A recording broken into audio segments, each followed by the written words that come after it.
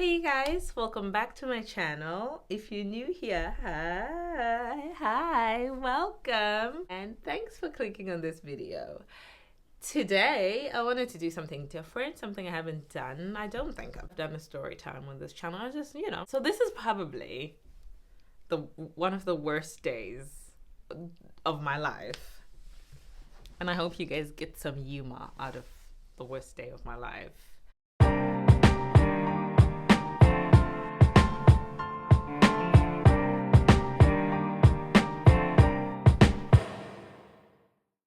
If you know me personally, obviously, you know that I went to culinary school. I was a chef for a while. Where do I even start? Where to start?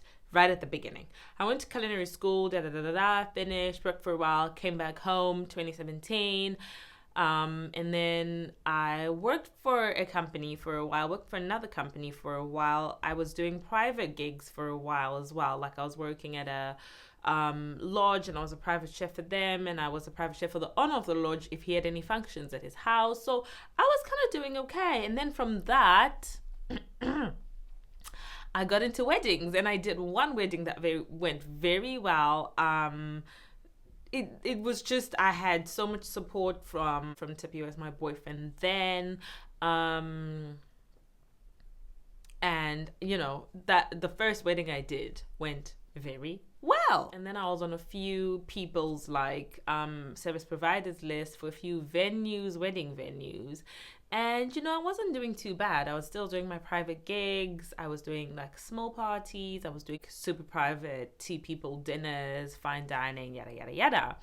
It was kind of going well. Looking back, I don't think I thought it was going well at the time, because obviously I wanted to do more. I wanted to do better. And I was comparing, I think, myself with my mates at the time, the people that I'd gone to culinary school with and what they were doing. And I really didn't think I was doing as well. As in hindsight, I look back and I thought, you know what? It wasn't too bad. I was starting out and I wasn't doing too bad. I then got this wedding that I was supposed to do. And let me tell you guys, it didn't even begin well. It didn't. It was just not gonna work from the beginning. It was just, when you get that job and it's just not working. It was that gig. It was just not working. So I met these people. We had our initial meeting. It went well, and then Tapio and I traveled, right?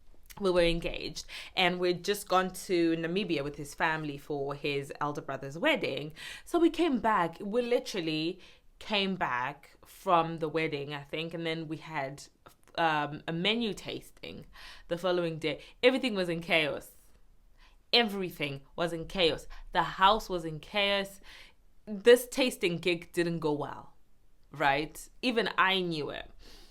However, the food tasted nice. Everything else but the food was kind of not going well. We were tired. The house was in a bit of a mess, and they genuinely liked the food, and they were happy to continue with me. This was early November. I think the wedding was in December. A few weeks before my traditional wedding was this catering gig. After the food tasting, they were happy to proceed. They paid their deposit. We signed our contract. The contract also included that I was supposed to receive the dry ingredients by a certain date and the fresh ingredients by a certain time the day before the wedding. So we were obviously doing it at the house, and I had my girls ready. I had a few girls that were really amazing girls, including my two sisters that were supposed to help me out at this event. So this wedding was a few weeks before our traditional wedding, and to be honest, I was under a lot of personal pressure. So my dry ingredients were delivered on time. That's your spices, your herbs, and everything else to do with that were delivered on time. And then the day before the wedding, my girls were there about 5-ish in the afternoon, late afternoon, evening. And we were going to start with the veg, and then start just slowly in the wee hours of the morning, start cooking. And we only got some of the fresh ingredients and some of the meat around 9:30 that evening. So we had lost a significant amount of time. To make matters worse, we didn't get all the ingredients that we needed to do this gig. So I had to wake up and go to the market. If you know how that is Zimbabwe, I had to wake up and go to bed the following morning at like 5 o'clock to go get some of the dry ingredients. Mind you, Tapio and I were both doing this wedding. So I was doing catering and Tapio was doing the entertainment for this wedding. Honestly, to be fair, if this wedding had happened well, this was going to be our thing, right? This was going to be the defining. I mean, we met and connected really through entertainment and events. So this was supposed to be our like coming out as a team together. God, did it not go according to plan. 5 o'clock in the morning, I got some of the things that I needed, but not all. By the time we got back to the house, it was about 7 o'clock. But, you know, I'm one of those people that when one thing doesn't go right, you know, the dominoes just like crumble. It's just, and that's what happened for me, I think, for that wedding. A few things didn't go to plan from the beginning and it just kind of ruined the whole thing for me. So I come back to the house about 7 o'clock and I can't remember, something else had happened. I think, I can't remember.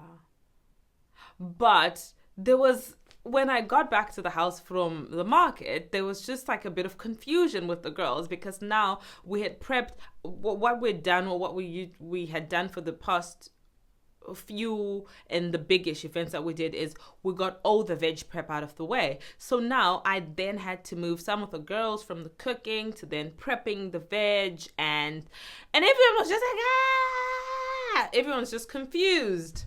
But then we got back on track and we just kind of started going. But things were now just running super late. If you've ever cooked for a wedding or if you've ever been to a wedding that was not going well, this one was not going well at all. Now we were just legitimately running out of time. We were just chasing our tails the whole morning. To make matters worse, this wedding was 40 kilometers away from Harare, right? So we had to drive 40 Ks with the food. And the transport that I hired, this van, this guy was just not in a hurry, right? He was just not in a hurry. You drive 30 miles on the highway, and then the last 10 kilometers are literally dusty, bumpy, outback roads. So I'm there with like my chafing dishes with food and I'm just worried it's all gonna spill out and the fan's going like this. I have never known such immense stress in my life. And then we finally got there. We got there in the afternoon. I think this wedding, if I remember well, this was a really, really big wedding. I think it was between 500 to 600 or 700 people. It was a massive gig. It was a big thing. So for us to run behind was honestly the worst thing that could have ever happened because it was a big wedding. That was a whole 40 kilometers away from Harare. We got there just before cocktail hour. We tried to set up. I just felt like I at this point I was so tired. I couldn't think. I had been absolutely just stressed out the whole day. And at this point I was just like, I don't know. We served food. That was not the best food I've ever served. I was embarrassed. I was very embarrassed by the food that I served at this thing. I was close to tears the whole dinner service because I was just stressed out, okay? And I'm looking at this food and the standard that I've set for myself with my previous gig that got me this big gig, and it is miles apart. Guys, if I tell you miles apart, it was miles apart. I was close to tears the whole time. Anyway, we pushed through because what to do? Bless my man. He was there for me, supporting me, cheering me on, just telling me, you know what, it's done. You did it. Whatever you did, this is it. It was just it was what it was. It was what it was. You could tell the people that I worked with, they were really deflated as well because they knew what we could do. They'd seen what we'd done before. So dinner service goes on, we serve food, we're finished, but I'm already I just really wanted to crawl into some corner and just cry. I just wanted to call my grandmother and just cry. I really just wanted to be like, but I couldn't. And I just I was embarrassed, I was tired, I was stressed, and it was just the worst day of my life. In all this chaos of this entire thing, this entire wedding, I had no clue where I'd left my bag.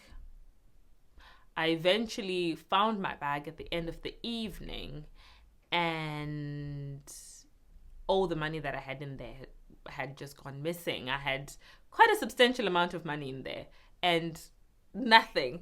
And this was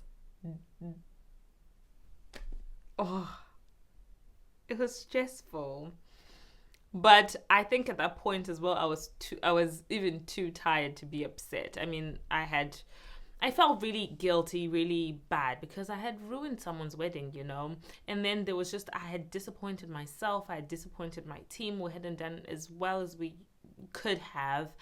And this was the man that was about to marry me in 2 weeks. I was also embarrassed. I was also embarrassed. And then we put the girls in the van to go back home, and they go, because if he was doing entertainment at the wedding, we were now going to go back home together. Guess what? On our way back home, the car died. Fine. Don't care anymore. I just don't care anymore. It was raining. It was on that bumpy outback road I told you about. Really, really bumpy ride. At this point, I've noticed when you cry, things have really not started going bad. When they are really, really bad, I don't remember crying. I don't. That one I hadn't slept in 2 days. It was, I think, around 2 or 3 in the morning by the time we were driving back home and the car died. I was just a zombie at that point. The boys fixed the car just so it could get us back home. We got back home, but this was not the last of this wedding. Obviously, the bride was upset, as expected, right? As expected. The next 2 to 3 weeks were hard for personal reasons because that was my traditional wedding. And I was going through a lot that, oh my God, I was going through the most, right? So my traditional wedding kind of came and went.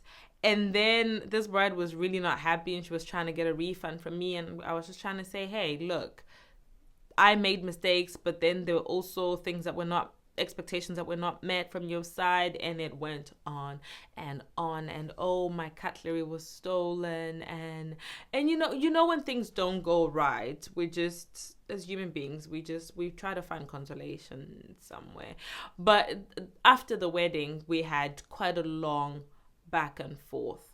And I remember for the next 6 months, I would dream of this woman and I would wake up having heart palpitations and I would dream of her just telling me off. It was scary. Every time I saw her number or anyone that was related to this wedding calling me, I would have my heart would beat straight out of my chest. I would feel my heartbeat in my mouth. That's how bad it was. And I would wake up. I was a newlywed. We had gotten married. By the time we got married, when Tepe and I were living together. And this whole thing was just kind of continuing. It was just ongoing and ongoing and ongoing.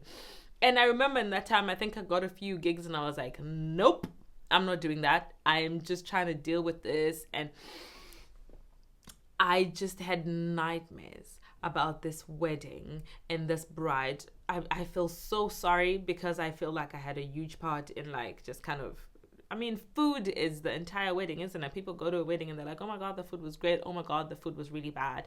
And I felt honestly like it was a really, really beautiful wedding. And I felt like I had ruined this woman's wedding, and I had nightmares. The guilt that I felt after that wedding is unmatched. I've never felt anything like that. I've never felt tormented and terrorized the way I felt after that wedding. And it was months. It took me months to stop dreaming about this wedding and this bride, and for me that was it. That I know now, I can look back and say I probably shouldn't have quit. I mean, it was just a really bad day, a really, really, really, really bad day. But I probably shouldn't have quit. We could have tried, we could have made it better. And to be fair, I could have, because I'd done it before. I'd proved to myself that I could do it before. But yeah, no, I didn't come back from that. That was really, really hard. I never came back from that. And even though I continued slowly with doing other small functions, I honestly feel like, and this is me, right? I hate failing. Oh my God, I hate failing. And, failing that gig tore me apart. I barely cooked professionally after that. I don't think I did many gigs after that particular wedding. It really, I felt like, because I took pride in being like a good chef that had gone to a good school and had worked at all these really nice places, and now I had just tanked and ruined this woman's wedding.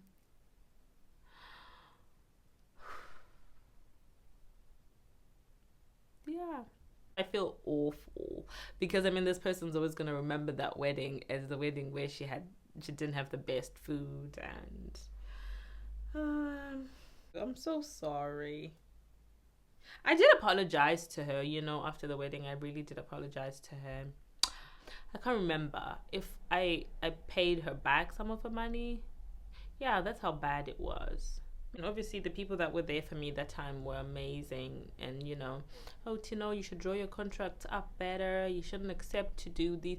I was just trying to be nice by saying, oh okay, then that's fine, I'll run to the market for you. I shouldn't have done that, because I should have just provided what was given to me. I shouldn't have accepted their money and said I will go out of my way. But I was starting afresh. I was trying to please people because I'm a recovering people pleaser. So yeah, that happened, and I just thought I should share with you. I was just trying to do something really light and try out something new, and I hope you enjoyed that, and I hope you found it funny and sad. You can laugh at my expense. I don't care. At this point, you know what? I sometimes laugh about it. But yeah, that's the reason why I never accepted a catering gig after that. But yeah, that's the reason why I quit catering. Thank you so much for watching this video and just having a laugh with me. And I hope to see you in my next video. Bye.